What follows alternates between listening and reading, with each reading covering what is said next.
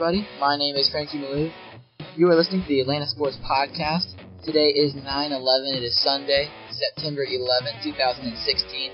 It's our 11th episode, and there's a lot of football to talk about today. And as always, I am joined by Luke Brinstall. He's joining me today. We are going to get started with the Falcons, then we'll move on to some college football, and later on at the end, we'll add some brief notes about the Atlanta Braves as their season is coming closer to the end of the Major League season. Alright, so with the Falcons, they lost 31-24 today. Not a great game. At one point they were down 31-13, and the defense really didn't do a good job of keeping them in the game. They allowed 31 points, had some bad tackling. Offense really never got going enough to overcome the deficit that they were put in, but it just, wasn't real pretty, but nothing to be concerned about, in my opinion, so far, just because they're just getting started. And the team really, I think, improved from what we've seen before. Yeah, well, you say nothing to be concerned about. The only thing that is concerning right now is the fact they lost a division game to the Tampa Bay Buccaneers. I know that in and of itself is going to be it's going to be an obstacle for them to overcome. They're going to have to, for sure they're going to have to beat the Buccaneers when they go down to Tampa later on this year, and also they might have to steal an extra game from the Panthers that people aren't expecting them to get. Yeah, that division's going to be tough, and the schedule really doesn't get easier, traveling out west this week to go play at Oakland. And, to focus on the offensive side a little bit, Matt Ryan and Mohamed Sanu had some good games. But the offense, again, it seems like they didn't really solve anything from last year. They settled for field goals twice when they were in the red zone. It just wasn't good. If you add those 8 points that they could have gotten, they would have won the game today, 32-31, if that were to happen, where they score touchdowns both times. But it just really wasn't good. Sanu and Jones both dropped passes, but Matt Ryan threw them behind. But, coaches will sometimes say, if you can touch it, you can catch it. But it just wasn't really a great game offensively. But again, Ryan dominated the stat line. He was a great fantasy player this week if you own a fantasy team. But defensively, there was just bad tackling, especially with that Sims touchdown before halftime. There were 5 or 6 missed tackles on the play. It just wasn't pretty at all. The players were there, but they just weren't making the tackles. And that's really a problem right now. So yeah, defensively, they didn't keep the team in the game. You expected if you scored 24 points that you at least have a legitimate shot to win the game. And I guess you could argue the Falcons did, down by a touchdown. But realistically, they were down, like Luke mentioned, 31-13. That is a big deficit, especially in the second half. And as you move closer to the end of the football game, the clock is your enemy. The defense needs to do a better job. You have to hold them, I'd say, under 20 points routinely. You can't keep having the missed tackles. 6 on one play, that is got to be a killer. For any team, any level, any team. You miss 6 tackles on the same play, it's going to be a touchdown. So they need to work on the tackling, And the pass rush still needs lots of improving. And the secondary, it needs to help its pass rush more. I think I mentioned that last week. The secondary needs to be able to protect the front seven. Yeah, I agree with that, but the pass rush, I expected it to be better. I think a lot of Falcons fans did.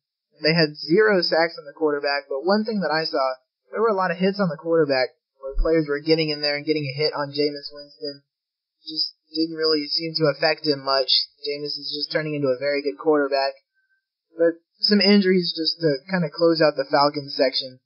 Julio Jones tweaked that same left ankle that was tweaked in the preseason. Also, Mohamed Sanu and Brooks Reed got banged up, but nothing really official on them as of right now. But I'm sure later in the week we'll find out about those other two. And hopefully not, but if there are any more injuries, we'll find out later. So we'll move into some college football here. So, the college football, I'll recap the day yesterday for the state of Georgia. The Georgia Bulldogs, they were ranked 9th in the AP poll. They beat Nicholls, or Nicholls State, whichever one you want to call them. They barely beat them 26-24, and at one point I think the line was plus 49 in favor of the Bulldogs. And Nicholls State's an FCS team, so there's no official line, but I think at one point the betting odds were plus 49 for the Bulldogs. And then Georgia Tech, they beat Mercer 35-10. Georgia Southern won 24-9. They beat South Alabama, which interestingly enough is the same team that beat Mississippi State last week. So we'll have to watch the Eagles. They might be for real again. And then also, Georgia State lost to Air Force 14-48. that could be expected. They were big underdogs there. And then just Kennesaw State, they beat Point University 49-3. So that was a good game for them as well. So moving back to Georgia, we'll start off at the top here. Jacob Eason got his first collegiate start. He was 11 for 20 with 204 yards, 1 touchdown, and 1 interception, which did bounce off the back. I think it was of one of his receivers, so it was a deflected pass in his defense. Then Grayson Lambert was 2 for 3. He did get 2 yards, which isn't a great stat line, but that's because Jacob Eason played almost the whole way. Anything else for the quarterbacks, Luke? No, one thing I want to note, Jacob Eason, even though it's a Nicholls State, you can complain that he wasn't really playing good competition. I think it's a good first real stat line for him, just seeing the 11 for 20, over 200 yards. I think he really did a fine job, and I think that he'll grow off of that, and I think he learned some things in that game, especially with making decisions and throwing to the right receiver. Yeah, I think so too. It's definitely experience. You need the experience in games like this. I think this is why they started him. The coaching staff, Kirby Smart and Jim Chaney, they started him to give him the experience that he'll need later on. They go to Ole Miss, and then Tennessee comes, and then the matchup in Jacksonville with Florida. So the running game, it had a down day. Nick Chubb was 20 carries for 80 yards and 1 touchdown. And that definitely took a hit on his Heisman chances, I think. Only getting 80 yards on 20 carries against Nicholls State, that's not going to sit well with many of the Heisman voters. But not to worry, he still has almost the whole season left. Also, Brian Harrion, he's again impressive. He had 8 carries for 47 yards, so he had a pretty good day. And I think the running game, Sonny Michel was also there. He got a little bit of time in, back from his injury. So I think we're back at full strength with the running game, which is good heading into the conference play.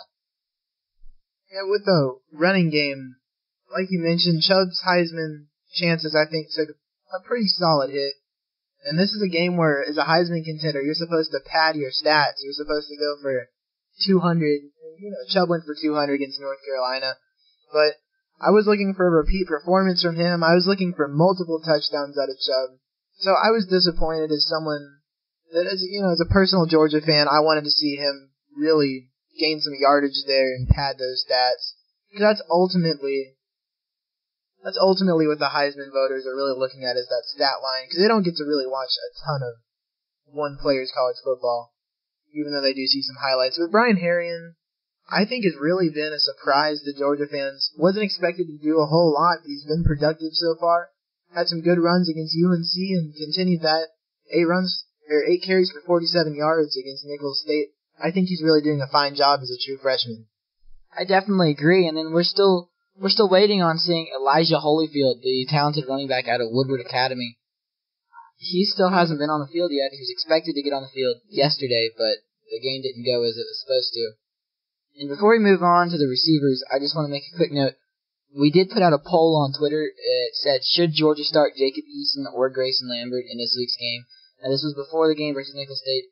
It was 100% Jacob Eason. So if you're one of those voters who voted for us, we thank you. And remember, if you're not, you can follow us on Twitter at ATL Sportscast. We're also on Google+. We're the Atlanta Sports Podcast. You can search us there. We're going to move on to the receivers.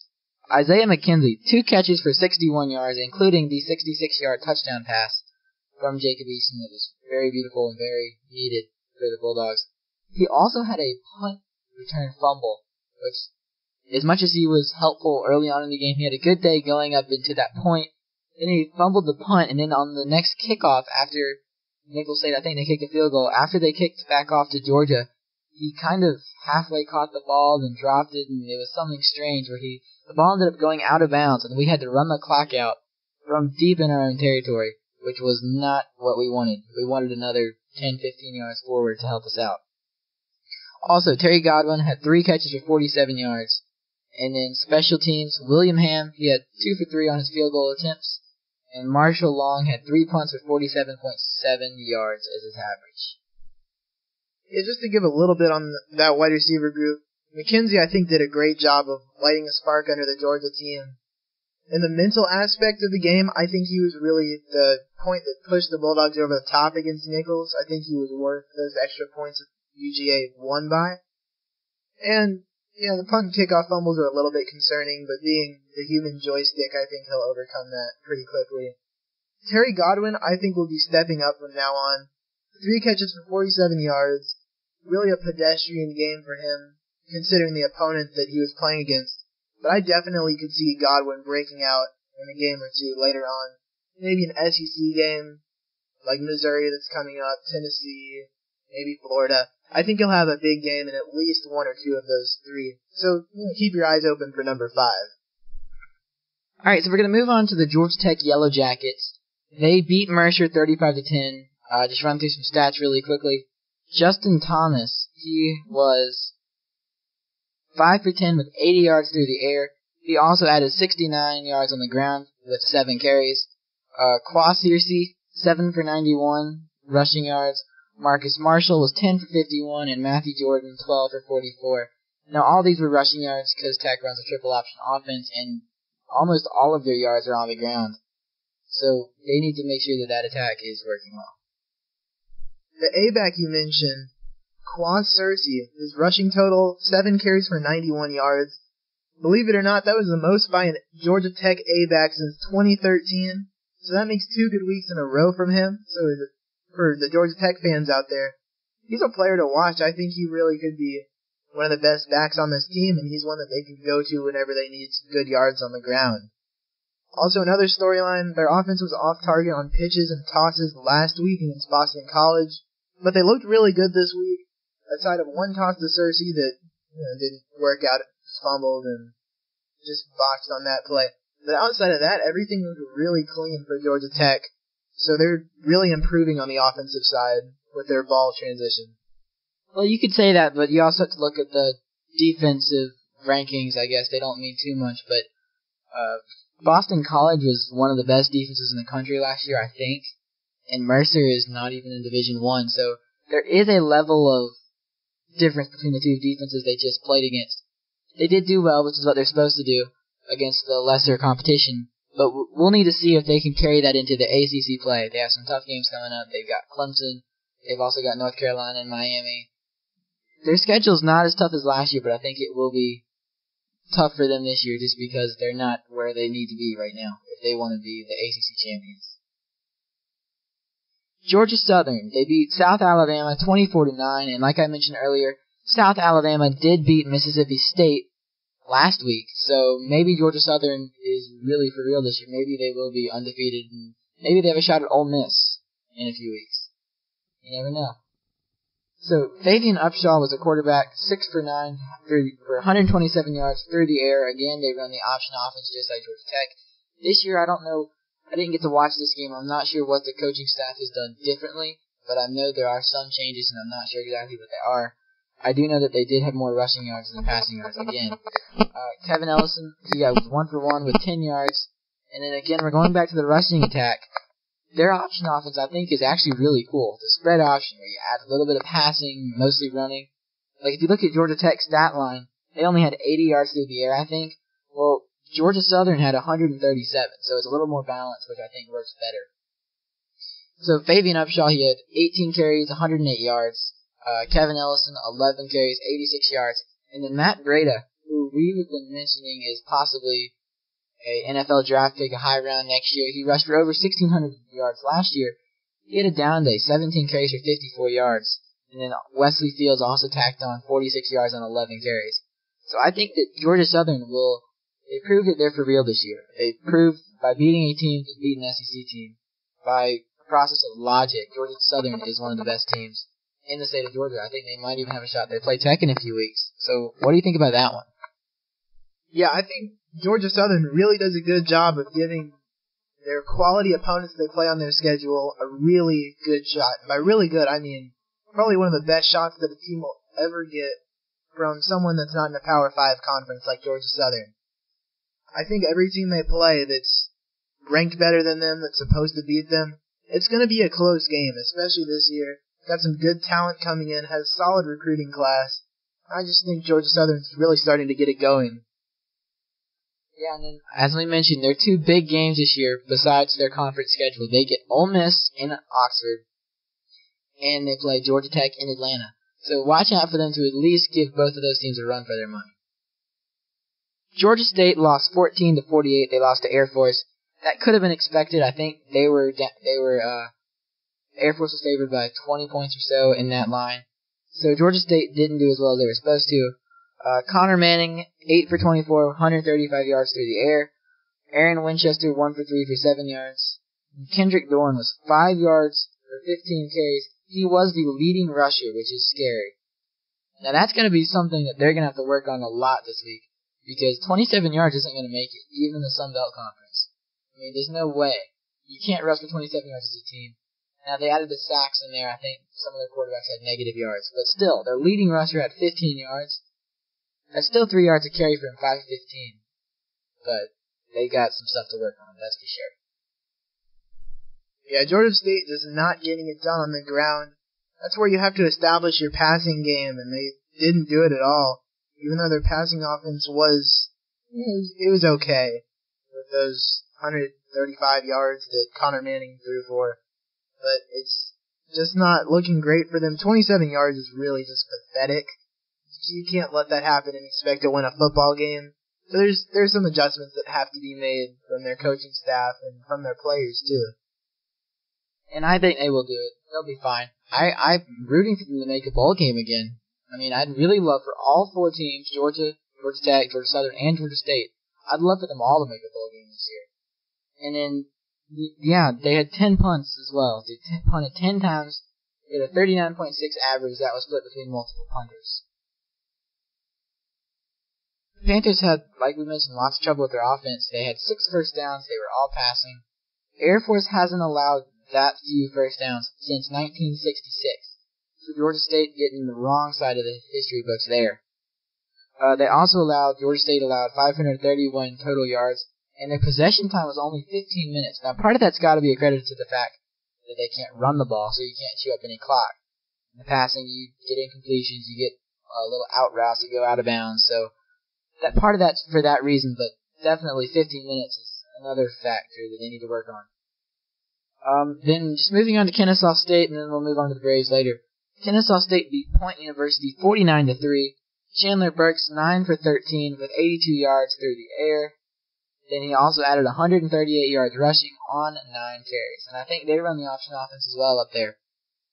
So that is also explained for the quarterback rushing for being the leading rusher.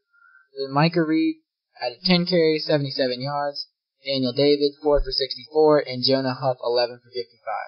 So it was a pretty good day for the state of Georgia teams. The only loss was Georgia State, and they were supposed to lose. Georgia scared us. Georgia Tech for a while looked a little shaky. Georgia Southern looks okay, I guess. I think they're doing fine. We're on track for getting all 4 teams, I think. Georgia State, if they can get through their schedule, all 4 teams will make the bowl game, but I'm hoping they will. Alright, so that's pretty much it for college football, so we're going to start getting into some Braves. Not a whole lot of news from this past week, except for top prospect. He's the number 2 in the Brave system, number 14 in the MLB according to MLB Pipeline.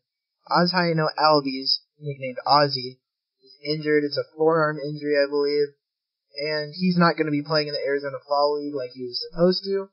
So we just got to hope that it's not a long-term injury and that he'll be able to overcome it.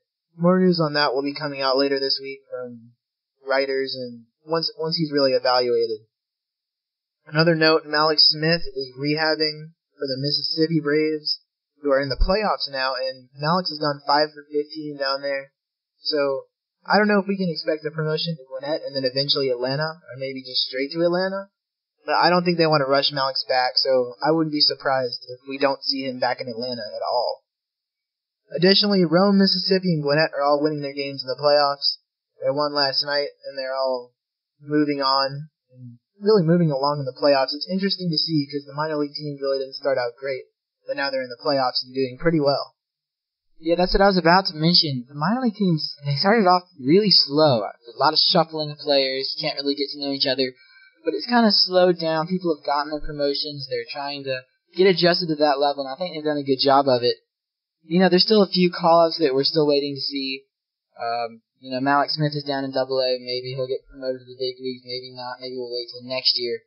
But I think that the minor leagues have made a good rebound, and they are really proving themselves as the number 1 farm system in the majors. And as you mentioned, a lot of guys are getting called up The September call-ups were relatively uneventful for the Atlanta Braves. The only real call-up so far has been Jed Bradley, who's called up on the deadline date, September 1st, which is fine. Hasn't pitched great, had a nice debut, but outside of that, hasn't done a whole lot. But I expect him to really come along in spring training and have a solid year next year, and just try to build off the experience he's gaining so far. I think he could be a bullpen contender, potentially a spot starter here and there. You just never really know with him. Additionally, Williams Perez got brought back up off the DL. Nothing new there. Had a horrendous start today. Only got through 3 innings, allowed a grand slam. Brandon Kenneth called back up. He's been up and down, just part of that bullpen rotation. And he got called back up. And then today, Blake Lawley was called up from Gwinnett. He was considered their best everyday player. At this point, he's just been so consistently hitting just, a little bit above average and fielding well. So he got the call once the Braves moved Pierzynski to the DL, and it looks like Pierzynski's retiring after his hit last night, but the Braves just moved him to the DL with a hamstring injury, and I think that's where he'll stick for the rest of his potentially final season. So I think that brings us to the end of our show. We want to thank you once again for listening to the Atlanta Sports Podcast. Remember to find us on our website, atlantasportspodcast.com, where you can comment on any of our podcasts or any of our blog posts. You can let us know how we're doing there, or in the iTunes store. You can leave us a review. That would be great. Tell us how we're doing. We'd like to know. Also, tell your friends. That is our biggest way to grow our audience. So if you know anybody that likes Atlanta sports or college teams, Georgia Tech, anybody, just let them know about the show. You can also find us. We're on SoundCloud now. You can find us on SoundCloud.com. Just search Atlanta Sports Podcasts. And we hope to see you next week with another show.